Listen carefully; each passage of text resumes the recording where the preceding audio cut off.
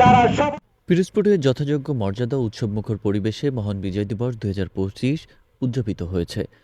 মঙ্গলবার সূর্যোদয়ের সঙ্গে সঙ্গে শহরের বলেশ্বর ঘাটে অবস্থিত শহীদ স্মৃতিস্তম্ভে ৩১ বার তোপধ্বনির মাধ্যমে দিবসটির কর্মসূচির ঘোষণা হয়।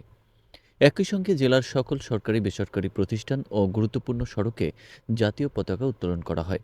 এরপর শহীদ স্মৃতিস্তম্ভে পুষ্পস্তবক অর্পণের মাধ্যমে বীর শহীদদের প্রতি গভীর শ্রদ্ধা নিবেদন করেন জেলা প্রশাসক আবু সাইদ। পুলিশ সুপার মোহাম্মদ মঞ্জুর আহমেদ সিদ্দিক, জেলা বিএনপির আহ্বায়ক নজরুল ইসলাম খান ও সদস্য সচিব সাইদুল ইসলাম কিসমত, পিরোজপুর প্রেস ক্লাবের সদস্যবৃন্দ এবং জাতীয় নাগরিক পার্টির যুগ্ম সমন্বয়কারী আলামিন খান।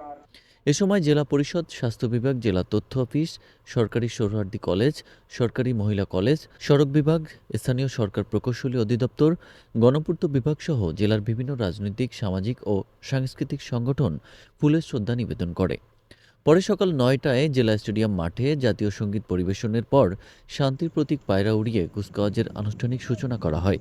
এতে পুলিশ বাহিনী সহ বিভিন্ন বাহিনী এবং বিভিন্ন শিক্ষা প্রতিষ্ঠানের শিক্ষার্থীরা অংশগ্রহণ করে বর্ণাঢ্য কুচকাওয়াজ ও শারীরিক কসরত প্রদর্শন করে। দুপুর ১২টায় জেলা প্রশাসনের উদ্যোগে মুক্তিযোদ্ধা ও শহীদ মুক্তিযোদ্ধা পরিবারের সদস্যদের সংবর্ধনা প্রদান করা হয়। এছাড়াও মহান বিজয় দিবস উপলক্ষে ৩ দিনব্যাপী জেলার বিভিন্ন সামাজিক ও সাংস্কৃতিক সংগঠনের উদ্যোগে আলোচনা সভা, সাংস্কৃতিক অনুষ্ঠান সহ নানা কর্মসূচি গ্রহণ করা হয়। বাহিনীর একটি চৌকস দল